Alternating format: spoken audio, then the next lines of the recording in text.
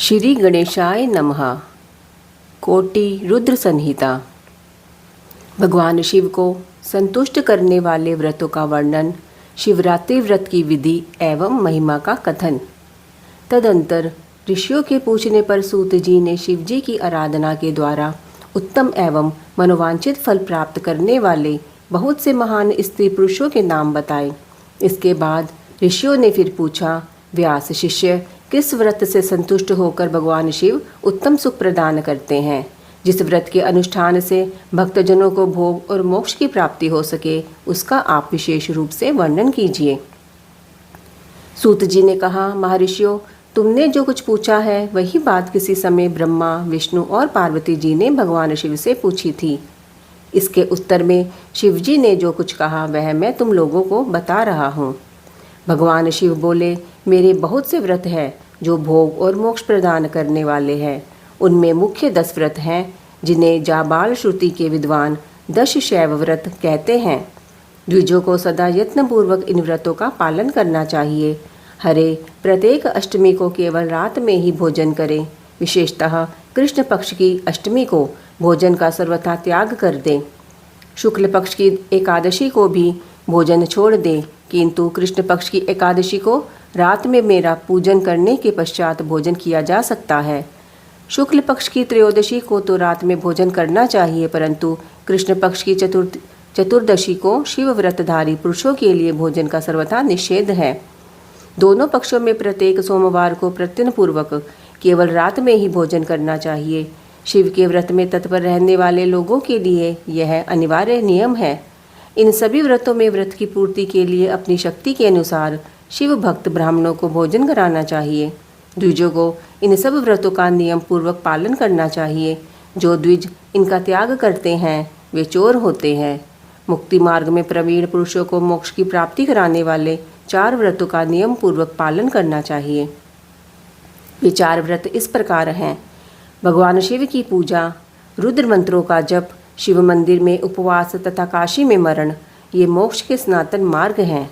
सोमवार की अष्टमी और कृष्ण पक्ष की चतुर्दशी, इन 2 तिथियों को उपवास पूर्वक व्रत रखा जाए तो वह भगवान शिव को संतुष्ट करने वाला होता है। इसमें अन्यथा विचार करने की आवश्यकता नहीं है। हरे, इन 4 में भी शिवरात्रि का व्रत ही सबसे अधिक बलवान है। इसलिए भोग और मोक्ष रूपी फल की इच्छा रखने वाले लोगों को मुख्यतः उसी का पालन करना चाहिए। इस व्रत को छोड़कर दूसरा कोई मनुष्यों के लिए हितकारक व्रत नहीं है। यह व्रत सबके लिए धर्म का उत्तम साधन है। निष्काम अथवा सकाम भाव रखने वाले सभी मनुष्यों, वर्णों, आश्रमों, स्त्रियों, बालकों, दासों, दासियों तथा देवता आदि सभी देहधारियों के लिए यह श्रेष्ठ व्रत हितकारक बताया गया है। माघ मास के कृष्ण पक्ष में शिवरात्रि तिथि का विशेष महात्म्य बताया गया है। जिस दिन आधी रात के समय वह तिथि विद्यमान हो, उसी दिन उसे व्रत के लिए ग्रहण करना चाहिए। शिवरात्रि करोड़ों हत्याओं के पाप का नाश करने वाली है।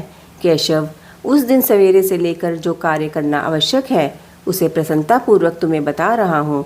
तुम्हें ध्यान देकर सुनो। बुद्धिमान पुरुष सवेरे उठकर बड़े आनंद के साथ स्नान आदि नित्य कर्म करें। आलस्य को पास ना आने दे। फिर शिवालय में जाकर शिवलिंग का विधिवत पूजन करके मुझ शिव को नमस्कार करने के पश्चात उत्तम रीति से संकल्प करें। देव महादेव, नीलकंठ आपको नमस्कार है।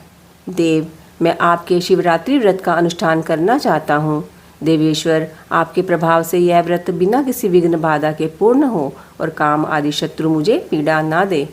ऐसा संकल्प करके पूजन सामग्री का संग्रह करें और उत्तम स्थान में जो शास्त्र प्रसिद्ध शिवलिंग हो उसके पास रात में जाकर स्वयं उत्तम विधि विधान का संपादन करें। फिर शिव के दक्षिण या पश्चिम भाग में सुंदर स्थान पर उनके निकट ही पूजा के लिए संचित सामग्री को रखें। तदंतर श्रेष्ठ पुरुष वहाँ फिर स्नान करें।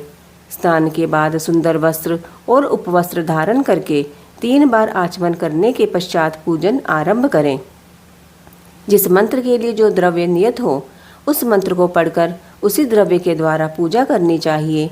बिना मंत्र के महादेव जी की पूजा नहीं करनी चाहिए। गीत, वाद्य, नृत्य आदि के साथ भक्ति भाव से संपन्न हो रात्रि के प्रथम प्रहर में पूजन करके विद्वान पुरुष मंत्र का जप करें।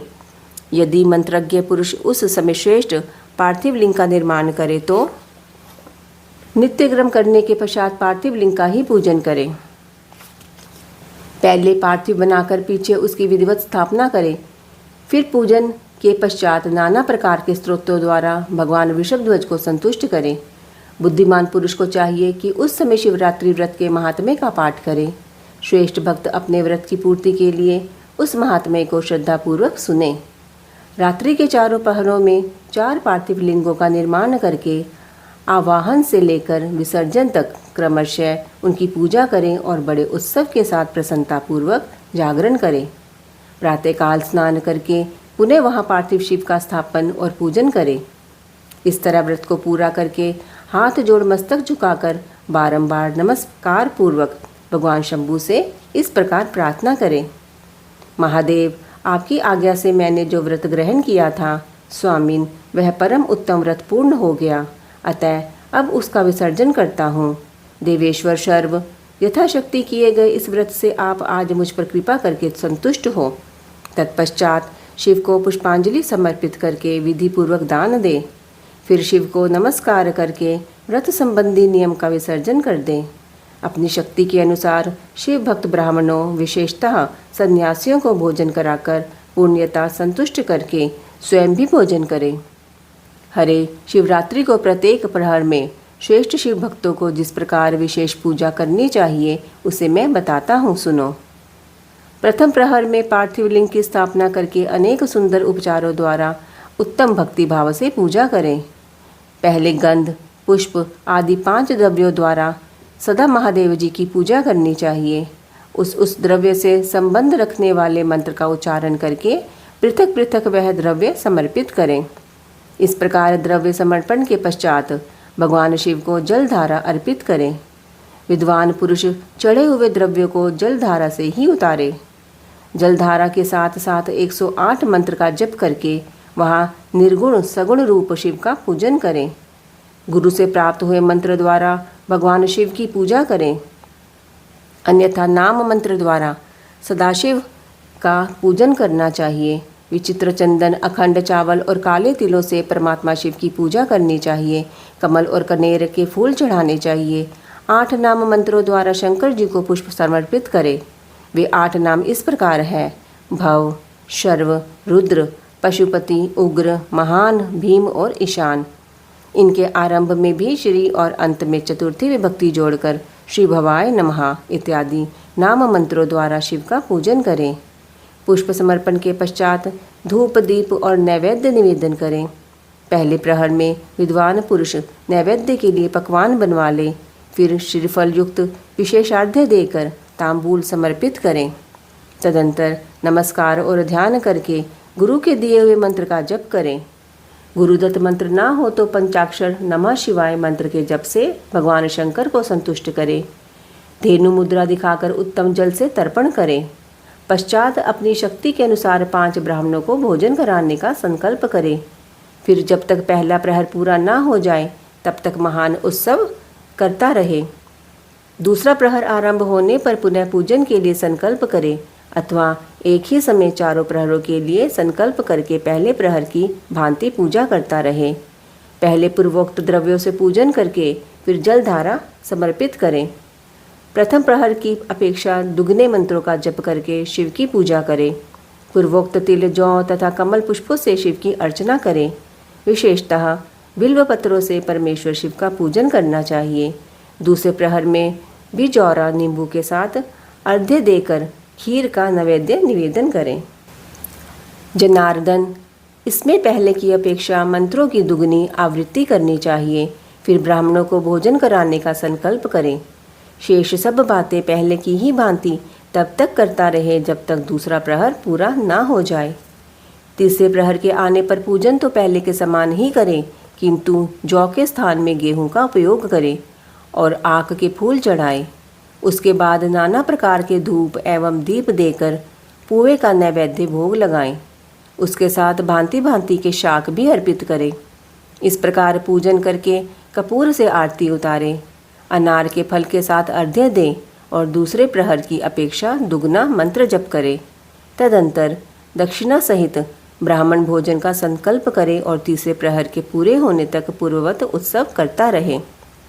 चौथा प्रहर आने पर तीसरे प्रहर की पूजा का विसर्जन कर दे। पुनः आवाहन आदि करके विधिवत पूजा करे। उड़द, कंगनी, मूंग, सप्त धान्य, शंखी पुष्प तथा बिल्वपत्रों से परमेश्वर शंकर का पूजन करे। उस प्रहर में भांति भांति की मिठाइयों का नैवेद्य लगाए अथवा उड़द के बड़े आदि बनाकर उनके द्वारा सदाशिव को संतुष्ट करे। केले के फल के साथ अथवा अन्य विविध फलों के साथ शिव को अर्घ्य दे।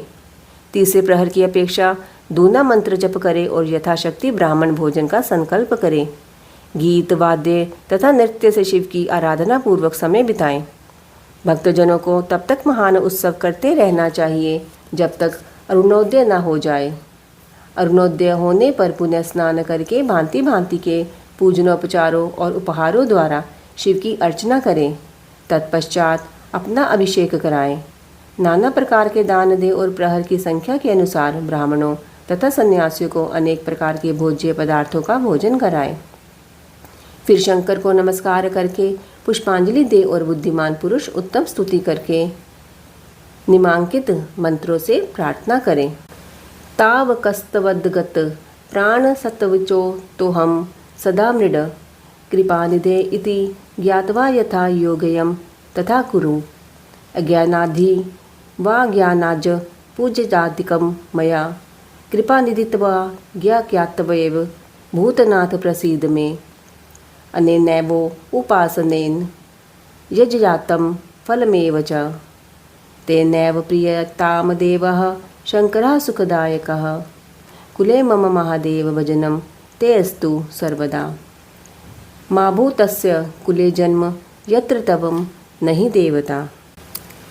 सुखदायक कृपा निधान शिव, मैं आपका हूँ। मेरे प्राण आप में ही लगे हैं और मेरा चित्त सदा आपका ही चिंतन करता है। यह जानकर आप जैसा उचित समझे वैसा करें। भूतनाथ, मैंने जानकर या अनजान में जो जप और पूजन आदि किया है उसे समझकर दया सागर होने के नाते ही आप मुझ पर प्रसन्न हो। उस उपवास व्रत से जो फल हुआ हो उसी से सुखदायक भगवान शंकर मुझ पर प्रसन्न हो। महादेव, मेरे कुल में सदा आपका भजन होता रहे। जहाँ की आप इष्ट देवता ना हो उस कुल में मेरा कभी जन्म ना हो। इस प्रकार प्रार्थना करने के पश्चात भगवान शिव को पुष्पांजलि समर्पित करके ब्राह्मणों से तिलक और आशीर्वाद ग्रहण करें। तदंतर शंभू का विसर्जन करें। जिसने इस प्रकार व्रत किया हो उससे मैं दूर नहीं रहता। इस व्रत के फल का वर्णन नहीं किया जा सकता। मेरे पास ऐसी कोई वस्तु नहीं है जिसे शिवरात्रि व्रत करने वाले के लिए मैं दे न डालूं।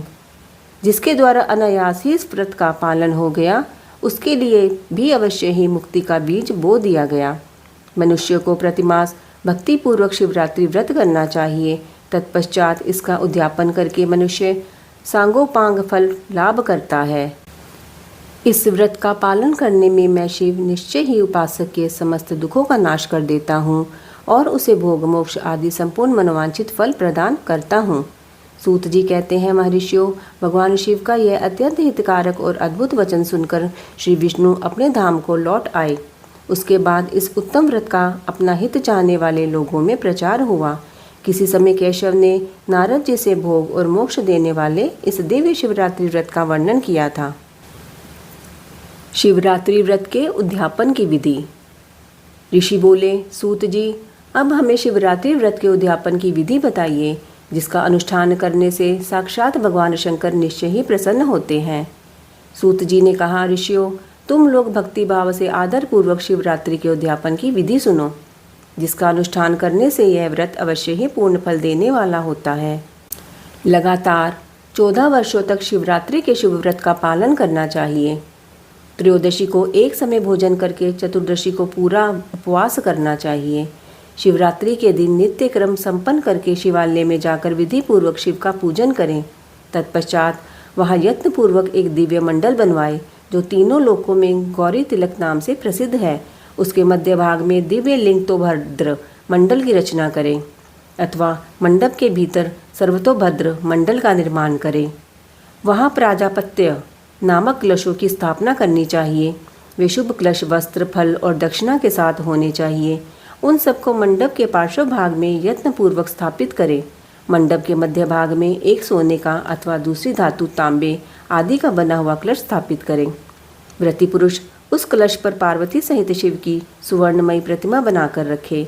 वह प्रतिमा एक पल तौले अथवा आधे पल सोने की होनी चाहिए, या जैसी अपनी शक्ति हो उसके अनुसार प्रतिमा बनवा लें। वाम भाग में पार्वती की और दक्षिण भाग में शिव की प्रतिमा स्थापित करके रात्रि में उनका पूजन करें। आलस्य छोड़कर पूजन का काम करना चाहिए। उस कार्य में 4 ऋतित्वजों और एक पवित्र आचार्य का वरण करें और उन सब की आज्ञा लेकर भक्तिपूर्वक शिव की पूजा करें। रात को प्रत्येक प्रहर में पृथक पृथक पूजा करते हुए जागरण करें। व्रती पुरुष भगवत संबंधी कीर्तन, गीत एवं नृत्य आदि के द्वारा सारी रात बिताए। इस प्रकार विधिवत पूजन पूर्वक भगवान शिव को संतुष्ट करके प्रातःकाल पुनः पूजन करने के पश्चात सविधि होम करें। फिर यथाशक्ति प्राजापत्य विधान करें। फिर ब्राह्मणों को भक्तिपूर्वक भोजन कराएं और यथाशक्ति दान दें। इसके बाद वस्त्र, अलंकार तथा आभूषणों द्वारा पत्नी सहित ऋतिद्विजों को अलंकृत करके उन्हें विधिपूर्वक पृथक पृथक दान दें।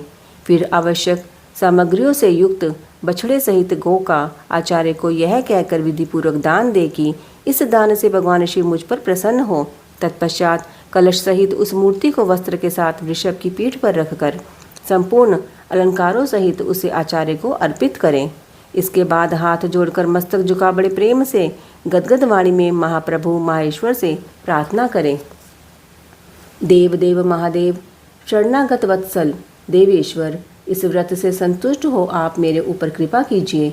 शिव शंकर, मैंने भक्ति भाव से इस व्रत का पालन किया है। इसमें जो कमी रह गई हो वह आपके प्रसाद से पूरी हो जाए। शंकर, मैंने अनजान में या जानबूझकर जो जप पूजन आदि किया है वह आपकी कृपा से सफल हो। इस तरह परमात्मा शिव को पुष्पांजलि अर्पण करके फिर नमस्कार एवं प्रार्थना करे। जिसने इस प्रकार व्रत पूरा कर लिया उसके उस व्रत में कोई न्यूनता नहीं रहती, उससे वह मनोवांछित सिद्धि प्राप्त कर लेता है, इसमें संशय नहीं है।